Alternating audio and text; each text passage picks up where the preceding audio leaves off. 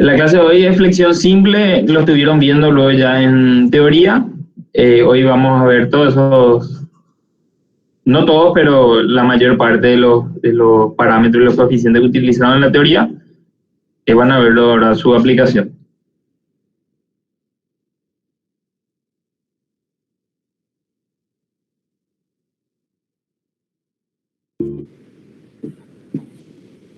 Bueno, el ejercicio hoy nos toca el ejercicio número 2 de metal. Nos dice calcular el perfil W de la viga de la figura. La misma recibe dos cargas puntuales P que provienen de dos vigas perpendiculares a la misma que apoyan en él. Sabiendo que se utilizará acero A36 y que los puntos de apoyo contamos con arrestamiento lateral, encontrar el perfil más ligero. Los datos son P sub D, 8 toneladas, y P sub L, 4.4 toneladas. Bueno, esta es la situación de una viga que tiene 9 metros de luz. Esto está acotado en centímetros. Tiene 9 metros de luz y hay unos puntos de aplicación de carga que son las cargas P, que están a 3 metros de los apoyos. Bueno, esas cargas P son las reacciones de dos vigas perpendiculares. Entonces, ¿qué quiere decir? Imaginémonos que nuestra viga principal es esta.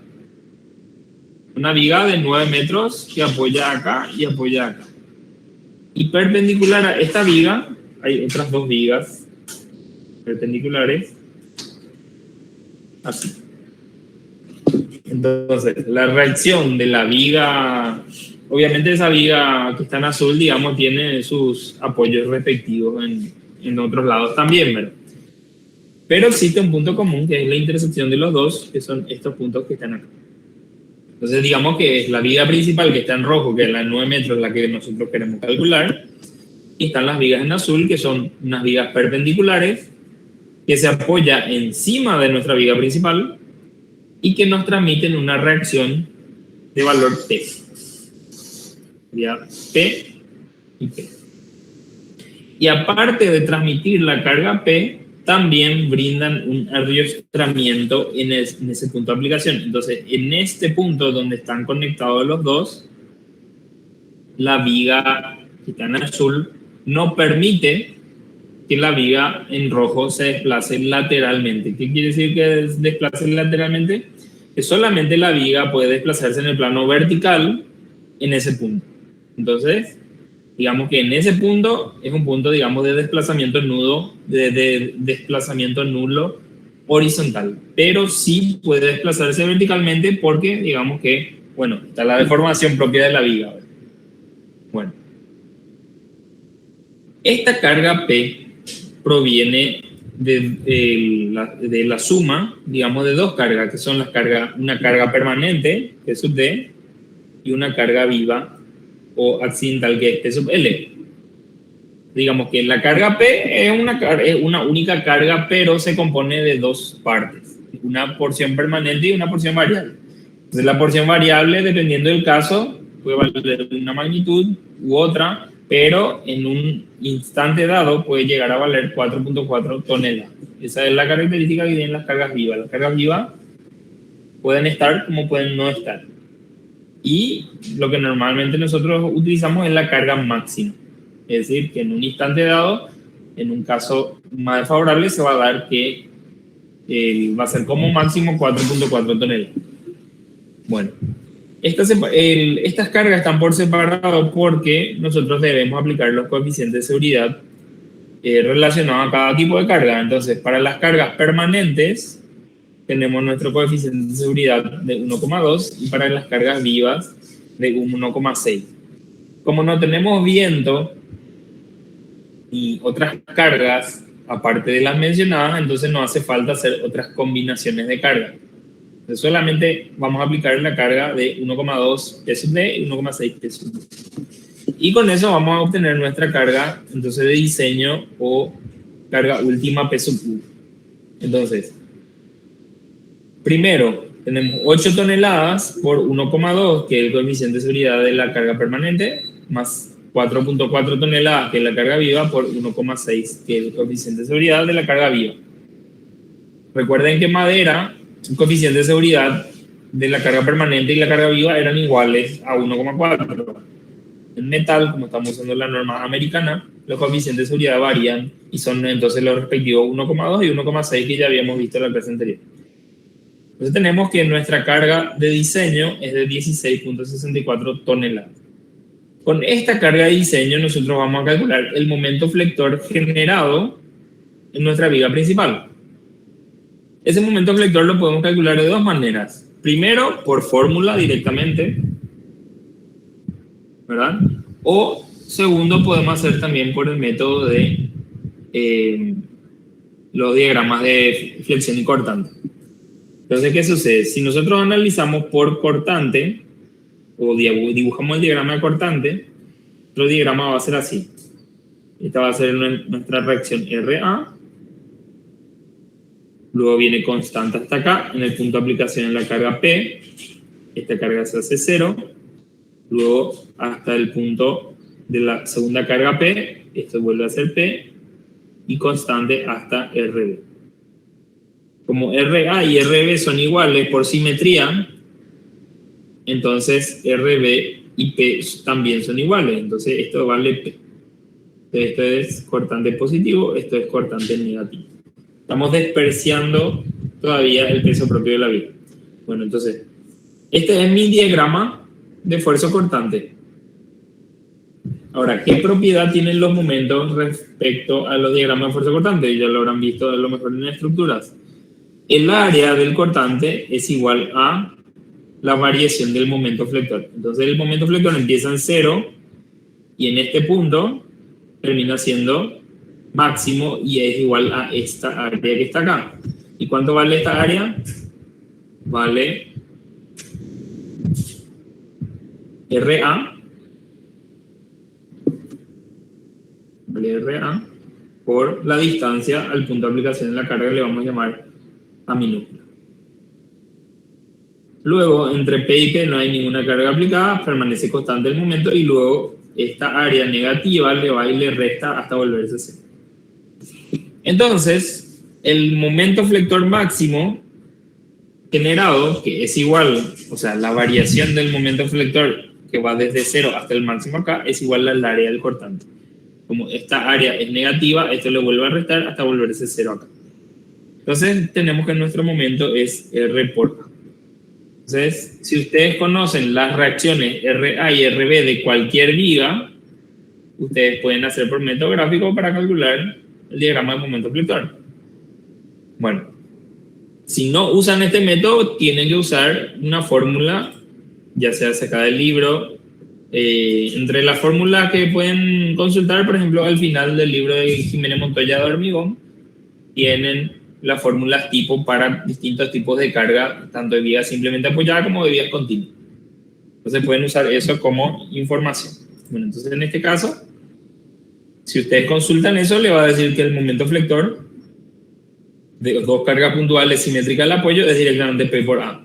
Que es lo mismo que deducimos acá en RA por A.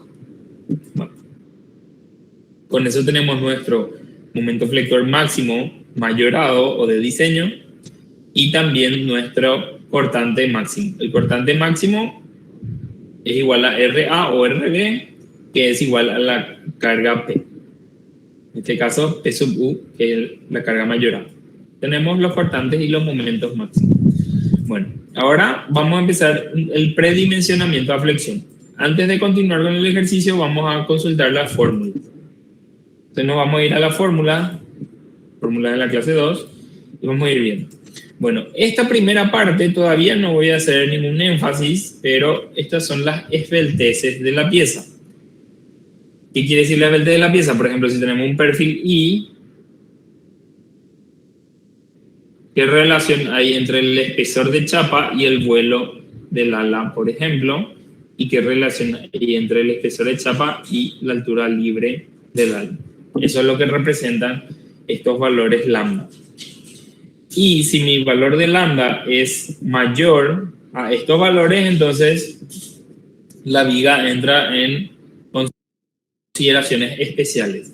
Por ejemplo, si mi chapa es muy fina, mi elemento puede ser una sección no compacta, y al ser una sección no compacta, entonces no puedo aplicar las fórmulas que tengo acá a continuación. Entonces, por eso siempre es bueno verificar primero si el perfil es compacto o no compacto. Entonces, pero la ventaja que tenemos es que si nosotros usamos perfiles laminados, que son estos perfiles que de la serie de perfiles laminados luego que tenemos en las tablas, esto tiene la particularidad de que todos los perfiles son compactos a la flexión. Entonces, realmente, para estos perfiles en particular y trabajando a la flexión exclusivamente, no hay necesidad de verificar mediante esta parte que está acá. Entonces, esto es solamente para espesores de chapa delgada que no son, que digamos no van a encontrar en perfiles laminados. Siempre los perfiles laminados son de chapa gruesa. Bueno. Luego tenemos para secciones compactas, el dimensionamiento a flexión es el siguiente. La resistencia de la flexión Φ(m)n está dado por un coeficiente de seguridad del material Φ, por un valor que es Z, que es su momento plástico, y le voy a sacar la X para no confundir con el signo por la resistencia Fi del acero. El coeficiente de seguridad Φ para la flexión vale 0,9. En los casos anteriores, por ejemplo en compresión simple en la clase anterior habíamos visto que valía 0,85, que para el caso de la flexión vale 0,9. Entonces este es coeficiente de seguridad del material. El módulo Z es el módulo plástico de la sección.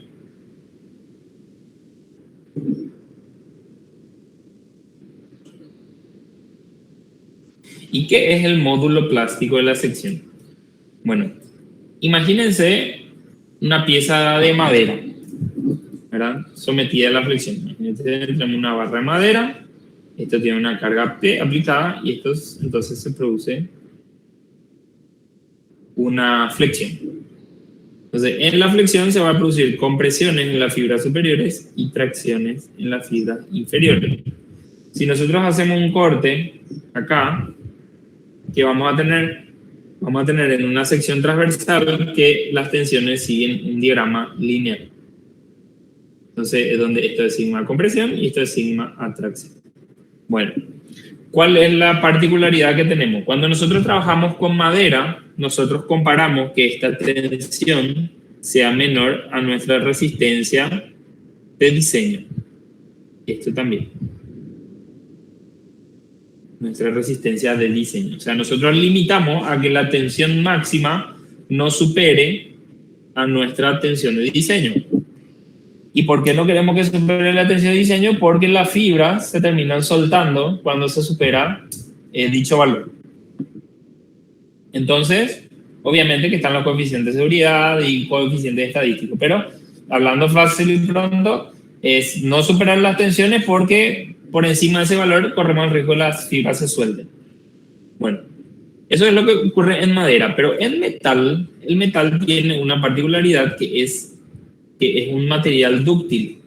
¿Qué quiere decir que es un material dúctil? Que primero, cuando empieza a aplicarse la carga, sigue un diagrama lineal similar al anterior, pero en la medida que se va llegando a su tensión de fluencia, él va presentando unas deformaciones mucho mayores a las tensiones. O sea, acá llega una parte donde a partir de acá ya no es lineal.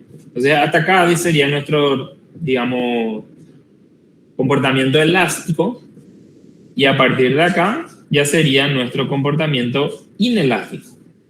Y ese inelástico es hasta la rotura.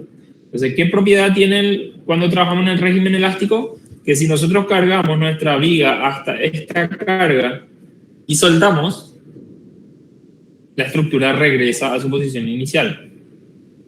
Pero sin embargo, si nosotros superamos la carga y lo llevamos hasta acá, antes de la rotura, porque imagínense que acá rompe, nuestra estructura va a volver acá. Entonces va a presentar una deformación remanente o ya irreversible. Entonces, si nosotros superamos nuestra tensión de fluencia, primero lo que vamos a obtener es que la viga ya no va a volver a su posición inicial. se va a quedar doblada. Como que nosotros agarremos una varilla de hierro o de acero, lo doblamos y la varilla ya no vuelve a su posición inicial, ya queda doblada. Entonces eso es porque se superó su tensión de fluencia. Sin embargo, si yo lo doblo solamente un poco y lo suelto, la barra va a volver a su posición inicial. Entonces, como no superó su tensión de fluencia, entonces la barra vuelve a su posición inicial. Bueno, entonces, ¿qué sucede? Si yo permito que la carga se siga aplicando y que se supere la tensión de fluencia en la fibra superior, voy a obtener lo que se llama mi diagrama, en donde las tensiones ha superado la tensión de fluencia. Entonces, fíjense, a partir de superada la tensión de fluencia, esta tensión se mantiene más o menos constante y toda esta parte que está acá, digamos, ya está por encima de la tensión de fluencia y todo lo que está por debajo está por debajo de la tensión de fluencia. Es como que en las fibras extremas mi tensión está acá y en las fibras interiores mi tensión está acá. Porque la tensión y la deformación, en este caso, se van haciendo menores en la medida que nos vamos al centro de la viga. Bueno, ahora imagínense que nosotros seguimos cargando esta viga metálica, ¿verdad? Ahora yo me imagínense una viga de metal, no una viga de madera. Seguimos cargando hasta ver a qué carga falla. Bueno, va a suceder que nuestro diagrama, que se va plastificando de esta manera, va a llegar a un punto límite en donde toda la sección va a estar entrando en fluencia. Y donde toda la sección va a llegar al valor de FI. Tanto en compresión como en tracción. Y a este diagrama generado acá se le llama módulo plástico de la sección. Entonces, cuando nosotros trabajamos en el régimen elástico, nosotros trabajábamos con el módulo W, que era igual a BH cuadrado sobre 6, o que era igual a la inercia dividido la distancia de la línea neutra, que era normalmente la mitad de la viga porque estamos trabajando con secciones simétricas. Bueno, en el caso del módulo plástico o el módulo plástico de la sección, nosotros trabajamos como si toda la sección hubiese llegado ya a la tensión de fluencia, tanto en compresión como en tracción. Entonces, esa es la máxima resistencia que puede llegar a tener una pieza. Entonces, nosotros cuando analizamos, estamos analizando la resistencia teórica a la falla, que es cuando toda la sección llegó a entrar a la fluencia. En la vida cotidiana de la viga, ¿qué es lo que sucede? Bueno, teóricamente nunca se llega a ese estado porque tiene que llegar a punto de romperse para que tenga un diagrama así. Entonces, en la vida cotidiana de la viga, la viga nunca va a llegar a esta situación porque están los coeficientes de seguridad que van a evitar que mi sección llegue hasta ese punto. Pero, si por A o B motivo fuese a entrar toda la sección en fluencia, voy a obtener la máxima resistencia a la flexión que pueda llegar a la viga, y esa es la resistencia teórica última de la viga. Entonces lo que hacemos es, a eso se le aplica un coeficiente de seguridad, y en la práctica esa viga metálica, que lo calculamos en este estado plástico, en realidad trabaja dentro del régimen elástico. Entonces por eso, digamos, nosotros lo calculamos como si llega acá, pero eso es con sus coeficientes de seguridad. Pero sin los coeficientes de seguridad, mi tensión se encuentra por acá más o menos. Entonces siempre está trabajando en el régimen elástico. Pero yo sé que si mi tensión se supera, y esa es la, digamos, resistencia máxima que tiene. Bueno, entonces de eso se trata. Nosotros cuando verificamos la resistencia de una sección a la flexión, estamos analizando su resistencia última a la plastificación, que era su módulo Z, multiplicado por la tensión FI, que es esta tensión que está acá, ¿verdad? Y acá se le asigna el material un coeficiente de seguridad. Entonces realmente nuestra tensión no va a estar trabajando acá realmente en el límite, sino va a estar por acá abajo, teniendo en cuenta también que Esto lo comparamos con ¿quién? Esto tiene que ser mayor o igual al momento último. Y el momento último es mi carga mayor A, que también tiene un coeficiente de seguridad. Entonces, con más razón, digamos, el punto tanto de falla como de trabajo, digamos, están a una distancia prudencial. Entonces, entre que está mi viga trabajando y donde se produce la falla real de la viga, entonces está en una distancia prudencial, que es nuestro coeficiente de seguridad, repartidos en coeficiente de seguridad de la carga y coeficiente de seguridad del material. Bueno, ¿cómo calcular este módulo plástico? Bueno, es muy sencillo de calcular si tenemos una sección, por ejemplo, cuadrada. Si tenemos una sección cuadrada o rectangular, la línea neutra se va a ubicar en la mitad y va a ser el producto de la multiplicación de estas dos áreas dividida por la distancia que hay entre ambas. Entonces, el módulo plástico de una sección rectangular, Z, va a ser igual a el área de la mitad, que va a ser H sobre 2 por B, por la distancia, vamos a llamarle distancia D que hay, de centro de gravedad a centro de gravedad. ¿Y esa distancia D cuánto vale? Bueno, y si esto vale H sobre 2, esto vale H sobre 4. Entonces esto también vale H sobre 4, entonces queda H sobre 2. Entonces su módulo plástico es BH cuadrado sobre 4.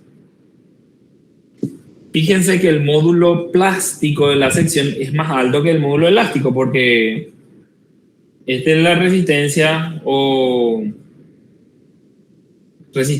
módulo resistente a la flexión en diagrama elástico lineal. Este sería en estado límite. Entonces fíjense que es un poco más grande, porque el denominador es un poco más chico. Y cuanto más grande es, más o menos 30% es la diferencia que hay entre que llega esta fibra a la tensión de fluencia a que todas las fibras han llegado a la tensión de fluencia. Bueno, de esa manera se calcula. Bueno, el cálculo es un poco más difícil cuando tenemos secciones y, ¿verdad? Porque cuando nosotros trabajamos con perfiles, nuestras secciones no son cuadradas o rectangulares, son normalmente perfiles estándar. Entonces, el proceso de cálculo del módulo Z es el mismo. Nosotros tendríamos que dividir a la estructura en dos partes, hallar el centro de gravedad de las dos áreas y multiplicar por esta distancia. El área por la distancia sería mi módulo Z. Pero, para no complicar eso, por suerte las tablas ya nos proveen de esa información necesaria. Si ustedes se fijan, ustedes tienen SX, que es su módulo resistente a la flexión, que sería su módulo W, y también tienen su Z, que sería el módulo Z. Entonces, ambos valores tienen tabulado, entonces no hace falta que ustedes calculen, directamente ya recurren a la tabla y sacan los valores según el perfil que están utilizando. Bueno, entonces de eso se trata.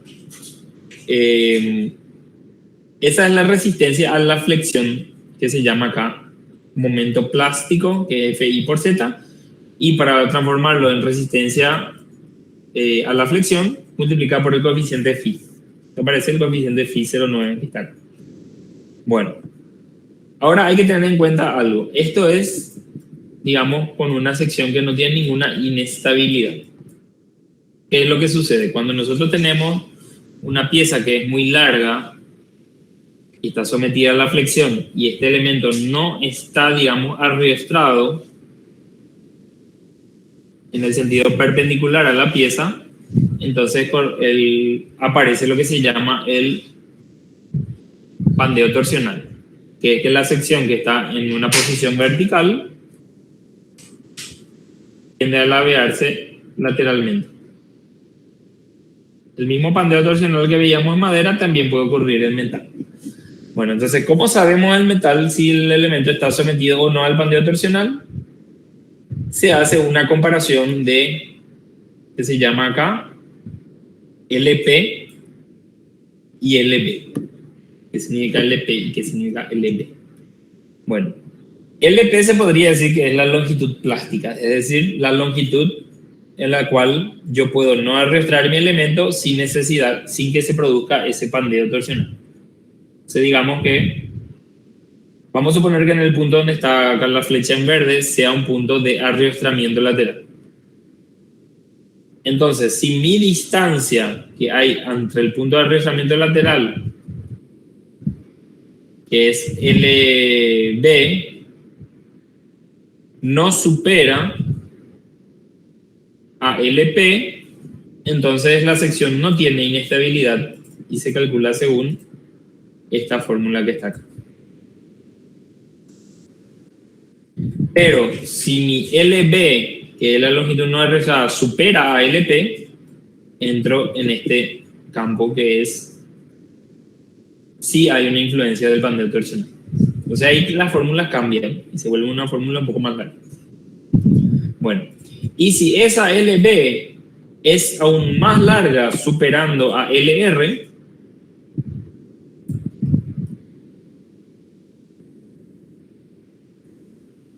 acá hay una LB. Bueno, imagínense que uno es LB y el otro es LP. Entonces, si LB es menor a LP, no hay inestabilidad. Puede ser menor o igual incluso.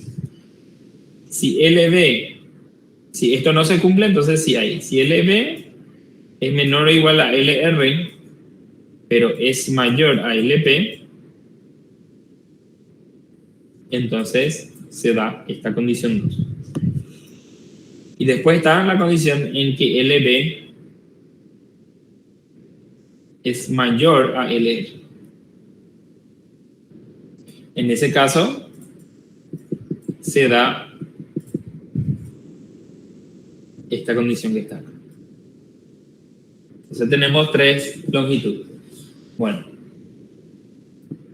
hay que tener en cuenta que esa longitud es la longitud no arrastrada, que puede llegar a ser inclusive hasta igual a la longitud de la pieza, o como en el caso de nuestro ejercicio, como tenemos 2 puntos de aplicación de la carga, en esos puntos de aplicación de la carga dice que tenemos arrastramiento, entonces nuestra LB se torna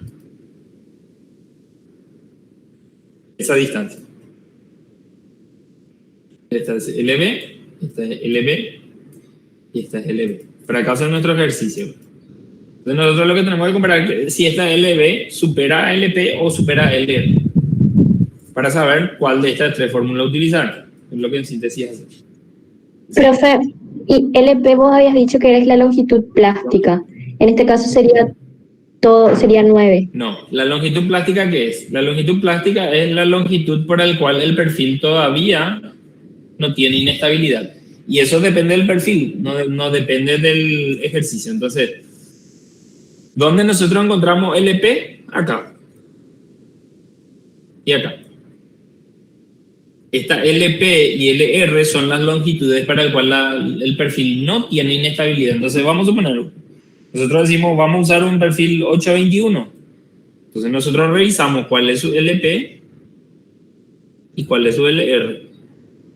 Entonces, acá dice, si la longitud LB fuese menor a LP o menor a 165 centímetros, entonces el elemento no tendría ninguna inestabilidad.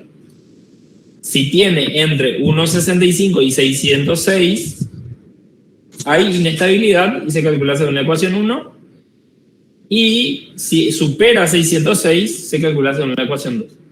Eso es lo que dice. Entonces nosotros, ¿qué vamos a hacer? Vamos a predimensionar, vamos a ver qué perfil vamos a utilizar y vamos a revisar si este elemento, según esta longitud, tiene o no inestabilidad en comparación con el ejercicio que nosotros estamos analizando.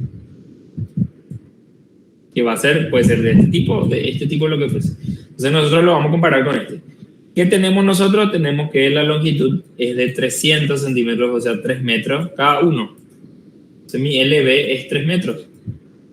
Entonces, si yo eligiese ese perfil que les estaba mostrando,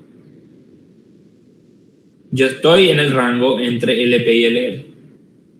Por tanto, tengo que usar la fórmula que está acá, que es la segunda. Si no fuese mayor, entonces tendría que usar la primera. Y si fuese mayor a LR, tendría que usar la tercera que es este. Bueno, eso es en síntesis, ¿verdad? Tenemos más cositas acá que podemos mirar, pero vamos a, digamos, dejarlo en la medida que vayamos desarrollando el ejercicio. De eso en términos generales. Entonces, si volvemos al ejercicio, entonces, ¿qué vamos a hacer? Primero vamos a predimensionar para saber qué perfil vamos a usar y para ver si tenemos o no inestabilidad, porque eso es lo que define qué fórmula verificar. Entonces, partimos ¿de quién? De la fórmula general. Si no hubiese ninguna inestabilidad, la resistencia a la flexión va a ser phi por z por fi. Entonces, ¿qué hago? Despejo z. De z va a ser igual a phi mn, que es mi resistencia nominal, dividido phi por fi.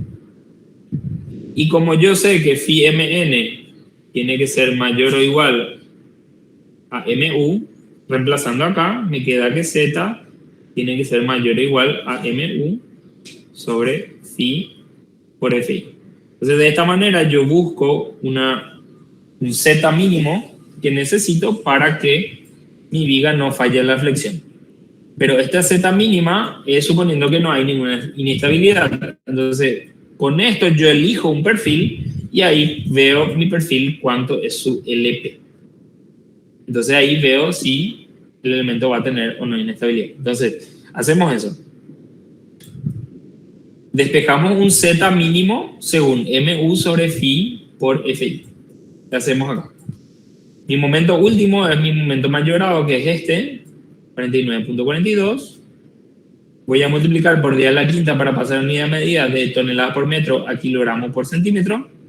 Dividido phi para la flexión vale 0,9 y mi tensión de fluencia es la 0 a 36, que es 2.530 kilogramos por centímetro cuadrado. Eso no me da un z mínimo que necesito de 2.193 centímetros al cubo.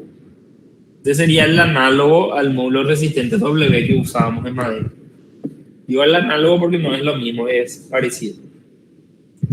Bueno, con este yo me iría a mi tabla de perfiles, pero antes voy a utilizar una recomendación de la norma de que me pide que la altura mínima del perfil para casos de piezas a flexión sea por lo menos L sobre 25.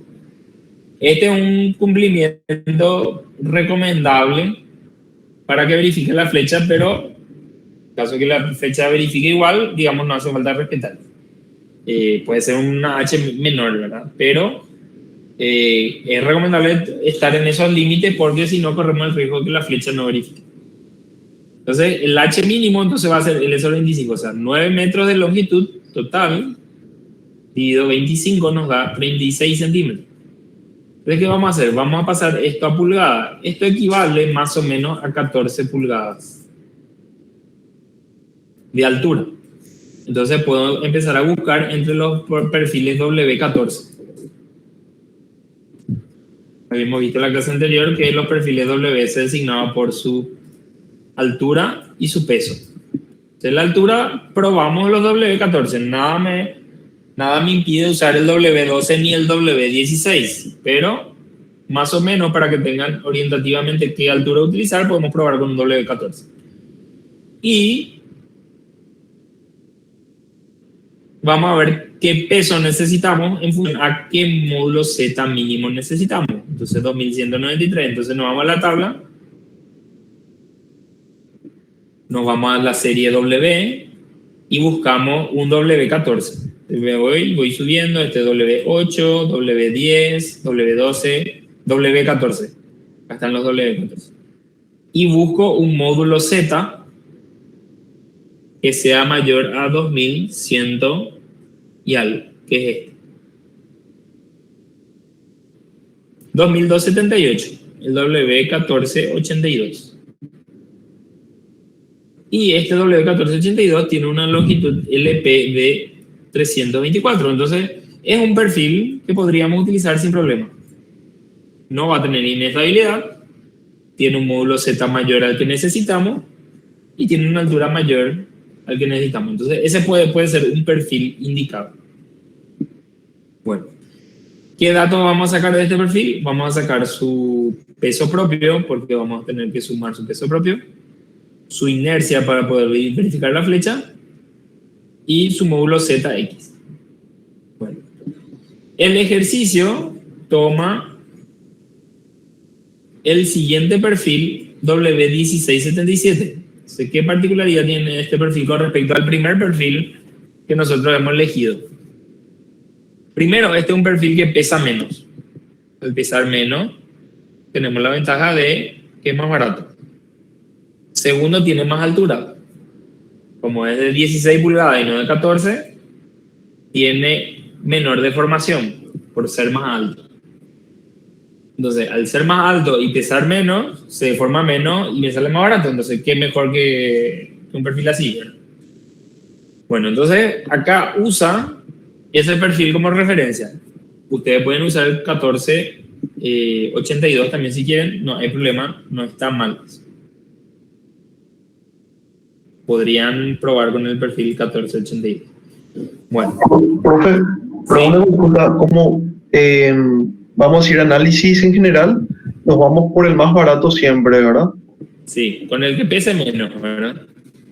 Pero dentro de ciertos límites, ¿verdad? En este, el 1482, por ejemplo, es un perfil un poco más pesado. Fíjense el W1677, que es este. Es un perfil que pesa 114,6 kilos versus 122 kilos. Entonces, fíjense, pesa unos 7-8 kilos menos de acero. Pero su inercia, su módulo Z es más grande que el módulo Z de este, y también su inercia es mayor. Entonces, tiene muchas ventajas de usar el W1677 versus el 1482. Y aparte, otra vez, su longitud LP es 324 para el 14 y para este es 322. Y no supera los 3 metros de longitud no arreglada que tenemos en nuestro ejercicio. Entonces, desde ese punto de vista, es un perfil más conveniente desde todos esos puntos de vista. Entonces, si usted encuentra un perfil un poco más alto y no hay ningún impedimento de usar un perfil un poco más alto, que tiene mejores valores de resistencia y menor peso, entonces le conviene usar ese. Bueno, entonces acá lo que hacemos es, suponiendo que usamos este perfil, sacamos su peso, su módulo Z, su longitud LP y también su inercia debemos sacar. Inercia para poder calcular la deformación. Entonces, al momento último que ya hemos calculado acá arriba, le tenemos que sumar el peso propio. Entonces, ¿qué hacemos? Al 49.42, que era su momento de vida de las cargas, le sumo el peso del perfil, 0,115 toneladas, está redondeado a 3 decimales, por 9 al cuadrado sobre 8, este es el momento flector, QL cuadrado sobre 8. Y 1,2 es el coeficiente de seguridad de la carga permanente. Entonces me queda el nuevo momento, incluido el peso propio, de 51.32. Y ahora, el perfil ahora en la resistencia a la flexión de este perfil va a ser phi mn, que es igual a phi por fi por z. Entonces va a ser phi vale 0,9 para la flexión, fi vale 2530 kilogramos por centímetro cuadrado y su valor z que sacamos de la tabla vale 24,58. Esto multiplico por 10 a la menos 5 para pasar unidad de medida de kilogramos por centímetro a tonelada por metro, y acá tengo la resistencia a la flexión. Y si esta resistencia a la flexión es mayor a mi solicitación, entonces el elemento cumple. Así de sencilla es la verificación a la flexión. Normalmente comparamos a la solicitación con la resistencia del elemento. Así se trabaja en metal. Bueno, este perfil verifica. ¿Qué deberíamos verificar también de este perfil? Su deformación. De su deformación sería, por ejemplo, voy a irme a la parte final del ejercicio. La deformación sería, para una carga distribuida, es 5 sobre 384, QL cuarta sobre EI, y para la carga puntual es 1 sobre 24, P por A dividido I por 3L cuadrado menos 4A cuadrado. Estas son fórmulas que varían según el tipo de carga. Entonces es Delta 2 es para las dos cargas puntuales y delta 1 es para la carga distribuida de peso propio. El peso propio, digamos que actúa en toda la longitud. Bueno. Antes de verificar la flecha, que también lo vamos a hacer, vamos a ver si podemos ir a un perfil más liviano aún. Entonces, eso es lo que volvemos a probar acá. Entonces, si probamos un perfil más liviano, por ejemplo, el 1871, este perfil pesa 71 libras-pie versus 77 libras-pie del perfil anterior elegido versus 82 libras-pie del 1482 que habíamos elegido inicialmente. De un perfil aún más liviano otra vez. Entonces yo veo qué propiedades tiene el 1871 y tiene un peso de 105 kilos, fíjense, mucho más liviano. Tiene un módulo Z casi igual al perfil anterior. Tiene una inercia, inclusive un poco más grande, pero acá tiene la particularidad de que su longitud LP es menor a 3 metros. Entonces, como es un perfil que tiene una longitud LP menor a LB, entonces esta fórmula ya no rige.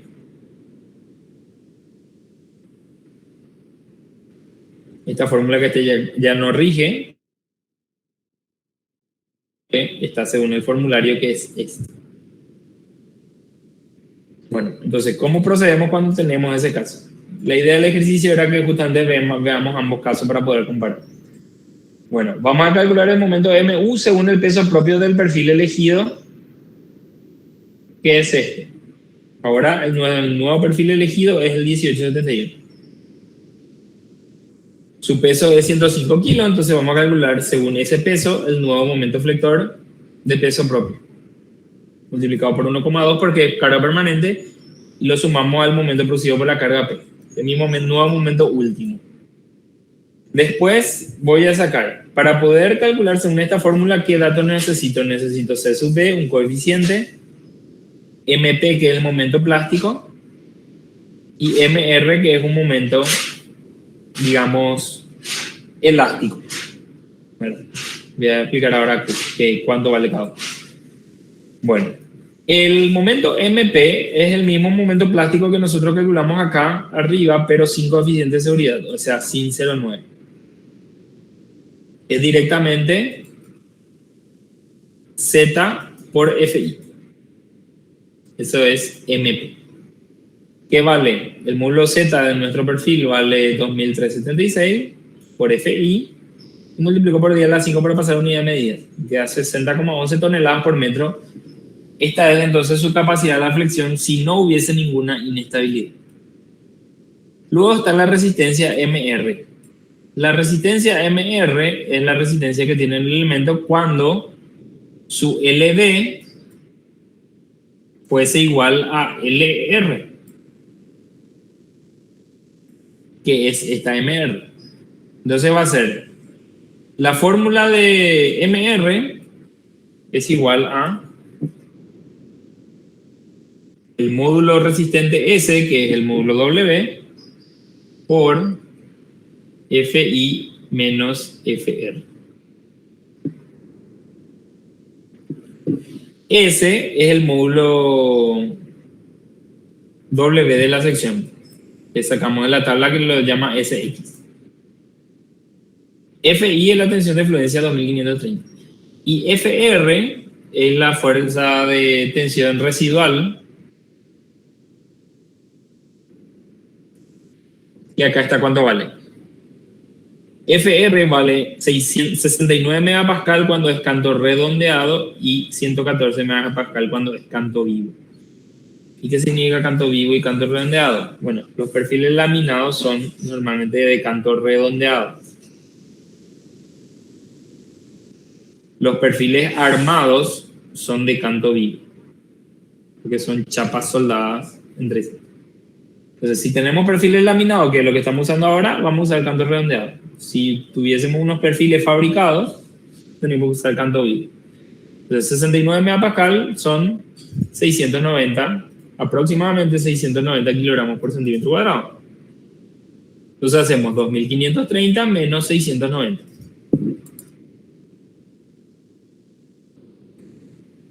Y ahí tenemos que va a valer nuestra resistencia MR. Entonces fíjense, si no hubiese ninguna inestabilidad, mi resistencia a la flexión va a ser de 60.11 toneladas por metro. Eso se da si LB es menor o igual a LP. Y si mi longitud LB fuese igual a LR, sería esta mi resistencia, 38,29. Como mi longitud L no es ni LP ni LR, es un valor intermedio porque mi LB es igual a 3 metros. Le dijimos que era la distancia no arriesgada, que en este caso son 3 metros acá. Entonces, tengo que hacer una interpolación. Y esa es la ecuación que tenemos acá. Esta es una ecuación de interpolación entre MP y MR no. Entonces toman los valores para un valor intermedio que es, en este caso, LB. Entonces, ¿qué va a hacer? MP 60.11 menos, paréntesis nuevamente, MP 60.11 menos MR 38.29 y acá hace la semejanza de triángulo. 300 menos 2.22, 2.22 es LP de la tabla, y la longitud LR menos LP. Entonces, en síntesis, nosotros lo que estamos haciendo es esto. Para una longitud de LP, esta es mi resistencia. Para una longitud LR, esta es mi resistencia. Para un valor de 300, esta es mi resistencia. Que me sale 57.12. Y a este 57.12 le aplico el coeficiente de seguridad del material, que es 0,9. Y ahí sí hallo en mi FIMN, que es 51,41. Entonces fíjense, este perfil, si no tuviese inestabilidad, iba a tener 60.11 de resistencia, pero debido a que esa distancia no arrastrada superó a LP, la resistencia es de 51,41. ¿Consecuencia de quién? Del pandeo torsional. Bueno, está el digo del pandeo torsional también. Fórmula. Bueno, entonces, ya sea el camino que tomen, que sea elegir un perfil sin inestabilidad, que sería esta su resistencia a la flexión, o uno más liviano, pero que tenga inestabilidad, sería esta la verificación y esta la resistencia a la flexión. Todo depende de qué perfil elijamos. Bueno, ya sea que elegimos el perfil 1677 o el 1871, en ambos casos debemos verificar el cortante y la deformación. Bueno, ¿cómo se calcula el cortante? El cortante se calcula de la siguiente manera. El cortante último, que es el cortante mayorado, se obtiene de multiplicar el cortante por los coeficientes de seguridad, que es lo que hicimos acá al principio. B sub U era igual a P sub U igual a 17,64. Pero hay que sumarle el cortante producido por el peso propio. Entonces va a ser el peso de perfil por 9 metros dividido 2 por el coeficiente de seguridad de la carga permanente. Me queda mi cortante último B sub U, 17.21 toneladas. El corte es igual a, pueden ver en el formulario,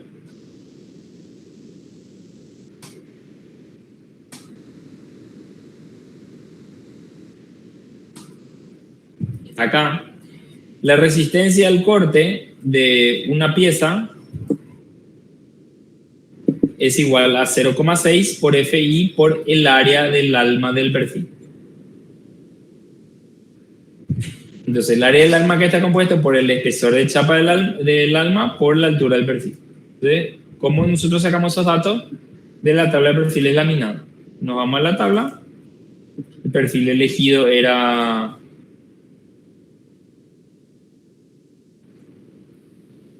por ejemplo, el 1677, o no, era el 1871.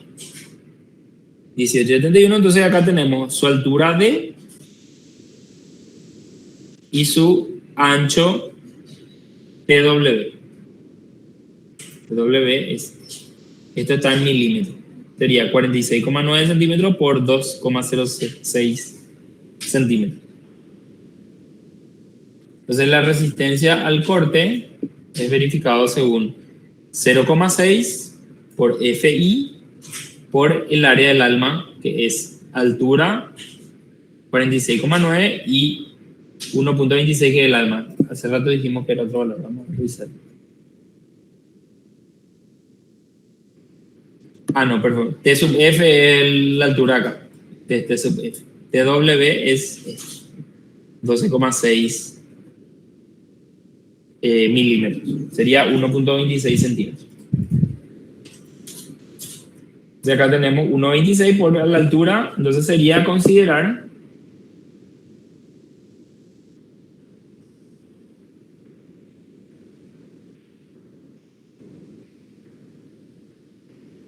esta área que está acá.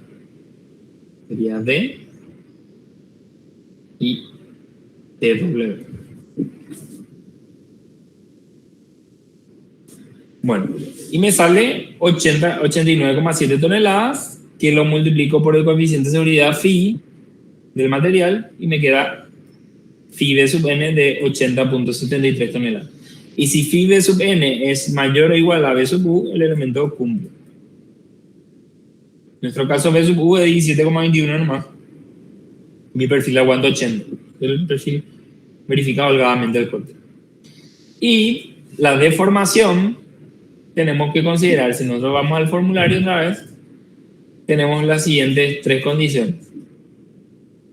Si es una construcción con materiales frágiles, por ejemplo yeso, construcción enyesada, dice, vamos a suponer que van a dimensionar un piso que va a tener unos paneles de yeso de cerramiento.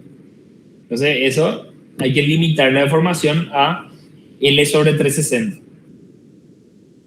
Si es un piso pero no tiene materiales frágiles, L sobre 240. Y si es un techo que no tiene materiales frágiles, L sobre 180. Dependiendo de qué tipo de estructura estamos calculando, limita la deformación en estos tres valores que están aquí. L sobre 360, 240 y 180. Entonces para un techo metálico, por ejemplo, L sobre 180 sería la verificación. Para un entrepiso, L sobre 240, y para un entrepiso pero con materiales frágiles apoyados encima, L sobre 360. Y para la deformación hay que tener en cuenta que se utiliza la carga de servicio, no la carga factorizada o carga mayorada. Entonces nos vamos al ejercicio, verificación de la deformación. Eso va a ser, debido al peso propio, va a ser una carga distribuida, entonces va a ser 5 sobre 384, QL cuarta sobre EI. Entonces, Q, ¿quién va a ser la carga distribuida? ¿Y quién es la única carga distribuida? El peso propio del perfil. Entonces va a ser según esta condición. Carga distribuida,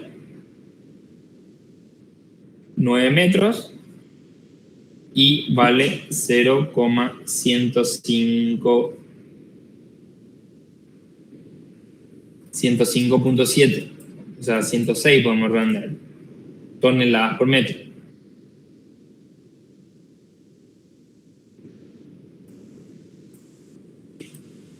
Bueno, como para poder meter en este formulario debemos utilizar unidades de medidas coherentes, debemos pasar esa carga que vale 0,106 toneladas por metro a kilogramos sobre centímetro. Entonces, ¿qué hacemos? Para pasar de tonelada a kilogramo multiplicamos por 1000. Entonces va a ser 106 kilogramos sobre metro. Y para pasar de kilogramos sobre metro a kilogramos sobre centímetro dividimos entre 100. Entonces nos queda 1,06 kilogramos sobre centímetro, que es esto que está acá. Por la longitud en centímetros elevado a la cuarta, de apoyo a apoyo, dividido el módulo elástico del acero, 2,05 por 10 a la sexta, y la inercia del perfil, inercia referida al eje X. Sería el eje X del perfil. Sería 48.699 centímetros a la cuarta. Con eso la deformación es de 0,09 centímetros. Después está la deformación debido a la carga P. La deformación debido a la carga P, debo tener la carga P sin mayorar. Entonces va a ser la suma directa de 8 toneladas más 4.4 toneladas, son 12.4 toneladas. Me va a quedar 12.4 toneladas a kilogramo. Me va a quedar 12.400 kilogramos por A, según fórmula, es la distancia que hay entre el apoyo de la primera carga. Eso se saca del formulario. 300 centímetros dividido 24, que es una constante. Módulo elástico del acero, 2,05 por 10 a la sexta. Inercia del perfil. Y sacamos de la tabla 48.699 por 3 por longitud total al cuadrado menos 4 por A cuadrado, que es la distancia del apoyo a la carga. Y me sale que la estructura se deforma 3.21 centímetros debido a esas dos cargas puntuales.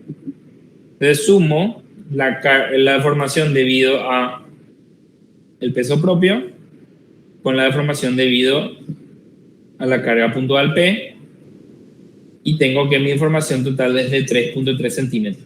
¿Y con quién lo comparo? Con la deformación admisible máxima, que en este caso se trata de un piso no enyesado, entonces queda en L sobre 240. Mi deformación máxima permitida entonces es 3.75 centímetros versus 3,3 centímetros, que es lo que se deforma mi estructura en la realidad. Entonces el elemento cumple. Y ese entonces es el procedimiento para dimensionar elementos a flexión. Entonces, en resumen, ¿qué hacemos? Mayoramos primero la carga, después predimensionamos según una altura y un Z mínimo requerido, buscamos un perfil, ese perfil vemos si tiene o no inestabilidad según nuestra condición de carga y nuestra condición de arrastramiento, y verificamos a la flexión según esta fórmula si no hay inestabilidad, o según esta fórmula si es que sí hay inestabilidad. Luego verificamos al cortante y luego verificamos a la deformación. Los datos de los perfiles sacamos en la tabla de perfiles laminados. Acá están todas las propiedades geométricas que necesitamos, inclusive los valores de LP y LR. Y también en el formulario tenemos algunas cosas básicas como son la resistencia de la flexión y el coeficiente C sub B. Fíjense que no mencioné el coeficiente C sub B, pero es solamente en la fórmula que está acá aparece un coeficiente C sub B. Ese coeficiente C sub B aparece según el tipo de carga que tengamos. Entonces, si nosotros tenemos dos cargas puntuales separadas en tres partes iguales, el coeficiente C sub B vale 1. Eso es lo que hicimos. Tenemos esta condición, este valor es C sub B. Si ustedes tienen otras condiciones de carga, entonces tienen que analizar para cada caso, digamos, particular. ¿Qué es un coeficiente? No. Entonces, si nosotros tenemos, por ejemplo, una carga puntual en el medio urbano, su valor de C sub B vale 1.67. Una cosa importante, si por A o B motivo mi valor phi mn o mn me sale mayor a MP, utilizo MP. Entonces, ¿qué pasa? Muchas veces este coeficiente C sub B vale mayor que 1. 1,5, 1,15, 1,13, etc. Entonces, al valer mayor que 1, hay veces que MN sale mayor a MP. Pero eso no puede darse el caso porque MP es la máxima resistencia a la flexión que puede tener la pieza. Entonces, si por algún motivo MN le sale mayor a MP, se vuelve a utilizar MP como valor máximo de resistencia, que obviamente lo vamos a multiplicar por phi para obtener nuestro phi MN. Bueno, y eso es todo. No sé si hay alguna consulta con respecto al ejercicio. Por mi parte no, profe.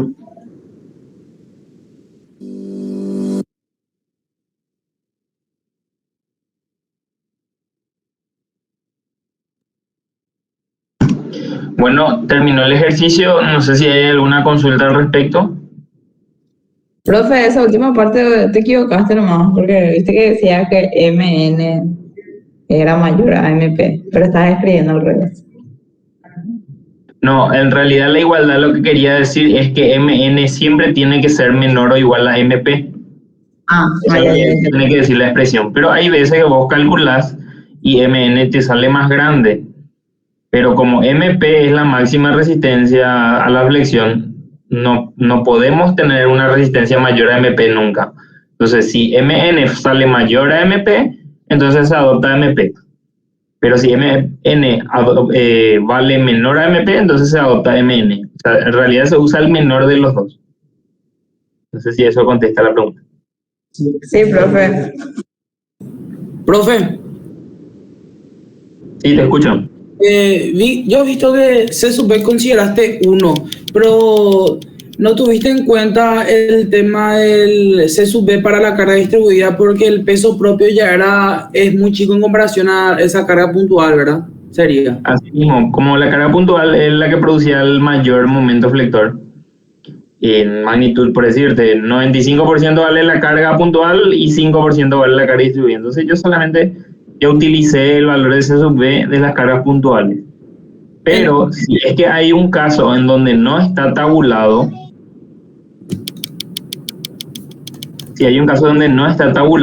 entonces lo que hay que hacer es calcular C sub D y mediante la fórmula general. Y si es que incidía mucho el tema del peso propio, había que ser aparte, ¿verdad? Por superposición.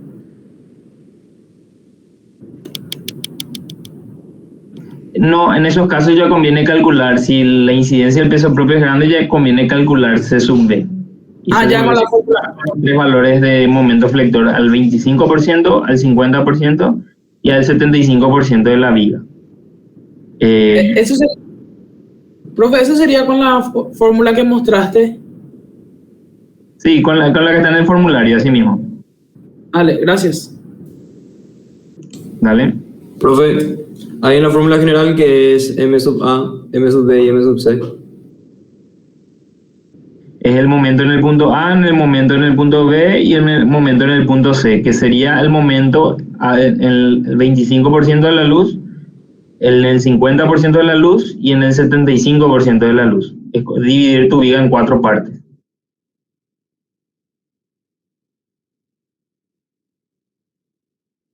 Como de 25, 75.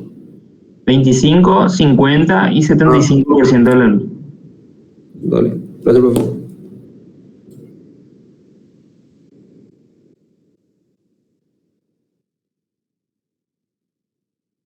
¿Alguien más tiene alguna duda? Profe, yo tengo una pregunta de la clase pasada. Sí, decime nomás. ¿Viste cuando allá el área recomendada? ¿Por qué se usaba en el denominador 1665? Porque digamos, FI es la tensión de fluencia, pero la tensión de fluencia se va a dar en una pieza que no es susceptible al pandeo. O sea, que tiene una esbeltez 0, digamos. Pero realmente las piezas tienen siempre una cierta esbeltez, porque siempre tienen una longitud de pandeo. Entonces nosotros no usamos la tensión de fluencia para predimensionar, sino que usamos una tensión de pandeo para una esbeltez de 90. Entonces ese usamos como valor de predimensionamiento. Y ese 1665 se saca igualando a la fórmula de lambda sub c haciendo lambda sub c igual a 1 y calculando f sub cr. Así como EMM, que era para un lambda de 90. Esa fórmula es lo que no encontré, tipo, de dónde salía ese valor, porque, tipo, asimilé a MM y dije, bueno, 90 seguro vale lambda, pero no sabía cuál era la fórmula al cual se despejaba eso. Sí, se despeja de la fórmula de lambda sub c. Igualás lambda sub c igual a 1 y entra en la fórmula f sub cr, que es 0,658 elevado a lambda cuadrado por fi, y ahí sale 1665.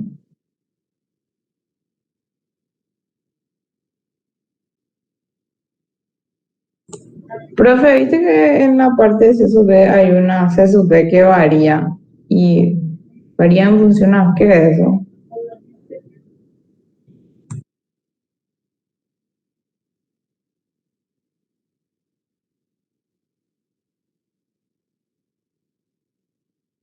Espérame un ratito, te voy a mostrar.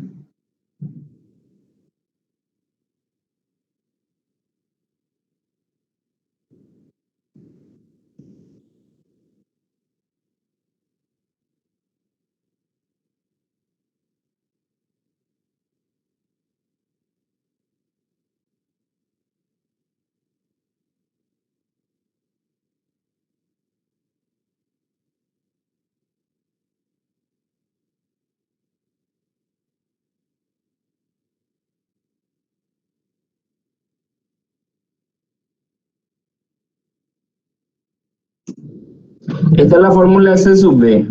Esto es lo que le habíamos dicho. MA, MB, MC era momento del 25%, 50% y 75% de la luz.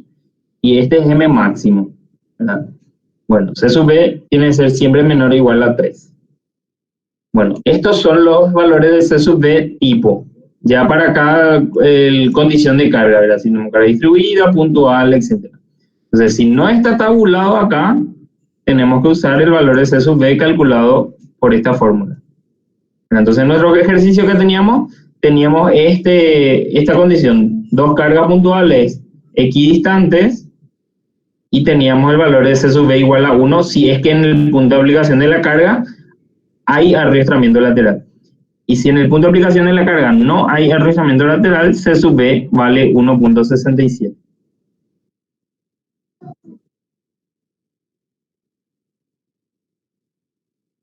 No sé si eso contestó tu pregunta.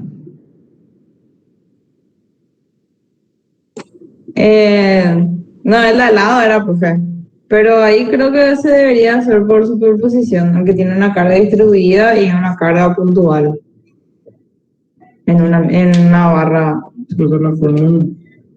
Eso se haría por el momento máximo que genera cada carga. Y usamos la fórmula.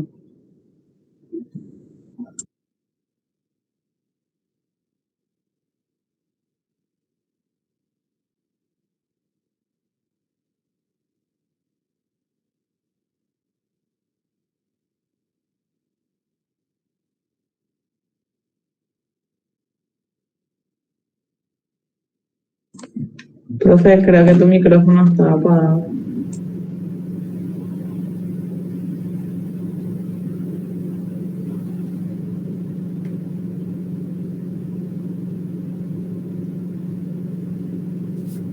Profe, ¿qué estás hablando?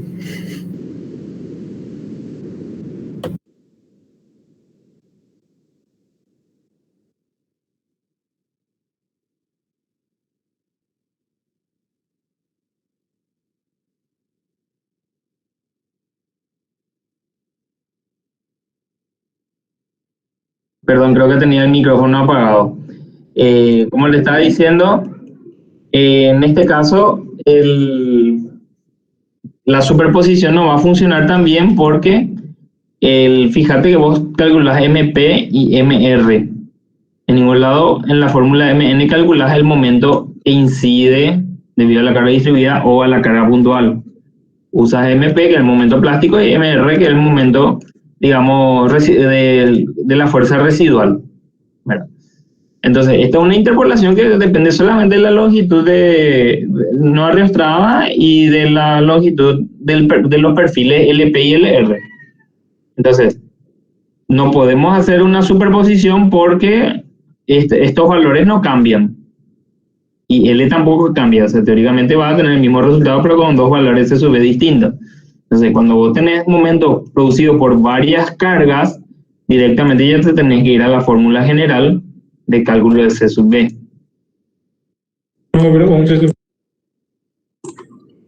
Sí, por eso lo he preguntado, profe, por esa condición que está en la tabla que dice CB varía. Si te vas ahí, el del medio, el de abajo. La segunda línea, el del medio. Eso, por esa situación de carga te preguntaba. Claro, exactamente, C sub B varía, no es un caso particular, sino que ya depende de cuánto vale cada uno de ellos. Ah, ok, gracias. Profe, ¿y cuánto vale L sub B si la carga no está centrada? ¿O no son simétricas las cargas? Bueno, si no está en esta tablita, hay que calcular C sub B directamente por fórmula, ¿verdad? Estos son, digamos, casos particulares nomás. Entonces, si por ejemplo, tenemos esta fórmula, las cargas P sub 1 están X, están dentro de sí, ya no podemos usar más esta fórmula que está acá. O sea, estos son casos particulares de C sub B y solamente eso vamos a utilizar. Si no está acá, usamos esta general. Yo te digo L sub B. LB es la distancia no arrastrada. En nuestro ejercicio, la distancia no arrastrada era de carga en carga nomás. O sea, era del apoyo a la carga 1, de la carga 1 a la carga 2, y la carga 2 al otro apoyo. Entonces era L sobre 3 en los tres casos. Pero si la carga no es centrada y tengo dos distancias. Si tenés distancias distintas, tenés que calcular C sub B así, con la fórmula de C sub B. O sea, si no está acá en esta tablita, directamente ya tenés que ir al cálculo de C sub B. Bueno. Profe, ¿Sí? ¿Te escucho? ¿puedes poner otra vez tu PDF que estabas proyectando? Te quiero preguntar. Sí. ¿Puedo decir el ejercicio? No, en esa parte donde estabas luego. Sí. El gráfico. ¿Ves que hay para esa carga distribuida hay C sub B 1,14 y otro donde dice 1,30? Y aquí Sí. la diferencia es la X. Sí. ¿Qué significa eso? La X es el punto de arrastramiento lateral. Entonces, si vos tenés un perfil de apoyo a apoyo sin arrastramiento intermedio, entonces C sub B vale 1,14. Pero si tenés la misma condición, pero con un arrastramiento en la mitad del vano, C sub B vale 1,3. Lo mismo, C sub B 1,32 cuando tenés una carga puntual, pero si en la carga puntual hay un arrastramiento, entonces vale 1,67. ¿Dale? Profe, ¿Sí? ¿y cómo influye en la fórmula general el arrastramiento? Bueno, y el arrastramiento va a influir en tu longitud L, en tu longitud LB, que le decimos, ¿verdad? Que es esta longitud L. Entonces, si vos tenés arrastramiento, va a influir en el cálculo de C sub B y va a influir también en la longitud L que introducís acá en esta fórmula.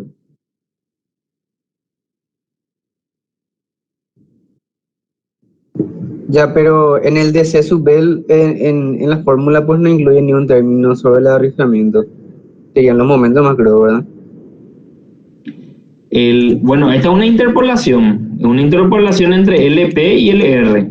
Entonces, en la fórmula de abajo, la de C sub B. La de C sub B. Sí.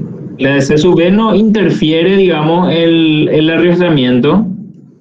Directamente depende de los momentos nomás. Ah, ya, eso no es. Dale, gracias, profe. ¿Vale? Profe, ¿cuánto vale LB si no está centrada la carga? ¿Cuánto vale qué? LB, cuando no está centrado, entonces. Y va a valer. Voy a tener 2 LB. Vos, si vamos a suponer tenés P sub U acá, en este caso P sub U, por ejemplo, está L sobre 2, L sobre 2, pero si P sub U está un poco más hacia la izquierda, entonces va a valer la longitud mayor. En el caso de que tenga más carga, vas a tener que elegir, es como tu longitud de pandeo, ¿verdad? Vas a tener que buscar la longitud mayor que va a ser la más favorable para tu cálculo de LB. Y también existen C sub B distintos si estás tomando el segmento central o si estás verificando el segmento extremo. Porque fíjate que si vos estás verificando, por ejemplo, del apoyo a la primera carga, su valor es C sub B 1.67. Pero como en ese lugar no hay momento máximo, el momento máximo está en la mitad del vano, entonces digamos nosotros no analizamos eso. Pero si vos tendrías un momento grande en esta zona, también tendrías que ver la posibilidad de inestabilidad en ese tramo para ver si tu perfil también verifica. Profe, y última pregunta de la clase pasada. ¿Viste cuando se halló la P última, después de calcular todo el peso y saber cuál iba a ser el perfil? Se multiplicó el peso del mismo por 1,2. Sí, tipo ese coeficiente 1,2, ¿dónde está? El 1,2 es el coeficiente de seguridad, porque nosotros estamos mayorando la carga. Entonces, nosotros al principio del ejercicio mayoramos la carga, que era la carga P. Pero para poder introducir el peso propio del perfil, hay que introducir el peso propio mayorado. Entonces, el coeficiente de mayoración de la carga permanente es 1,2. Entonces, por eso multiplicamos por 1,2, para mayorar la carga. Pero mayoramos el peso propio nomás porque el resto ya estaba mayorado.